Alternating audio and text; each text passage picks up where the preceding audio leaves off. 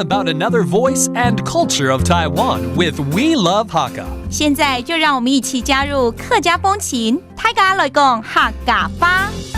Welcome back to Practical Hakka here on ICRT. Hello， 你好，大家好，我係 Alice Pong。Hello, 你好，大家好，我係Lim Zap Shu, Joseph Lin, along with Alice here to teach you more Hakka vocabulary. Now, it's September right now, and we're kind of still in the middle of summer. 其实现在9月啊，天气还是很炎热，很热啊，对，所以可以去海边啊。还是可以去海边。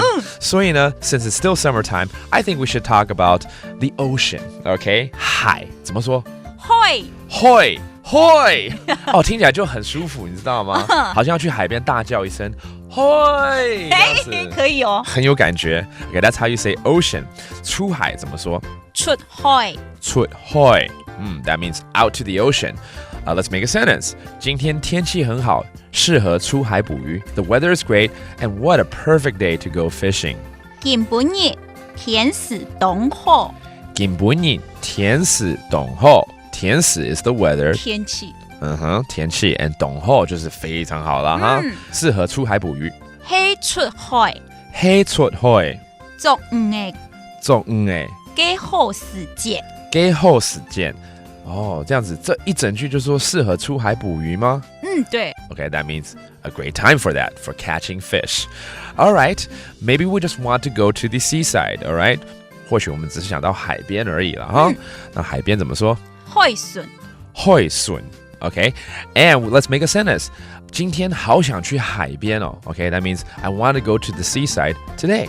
今本日東想去海順。Okay, that means I just want to go to the ocean today. 那海邊的海陸腔海順。That's a different dialect for the seaside.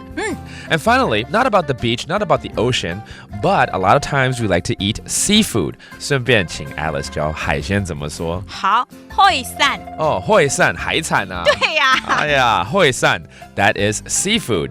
我很喜歡吃海鮮. I love to eat seafood. 愛動好食海產。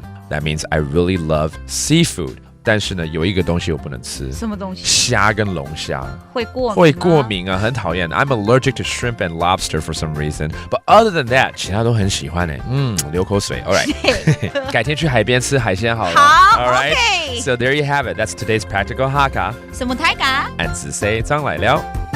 客家風情由行政院客家委員會監製。We Love Hakka has been brought to you by the Executive Yuan's Council for Hakka Affairs.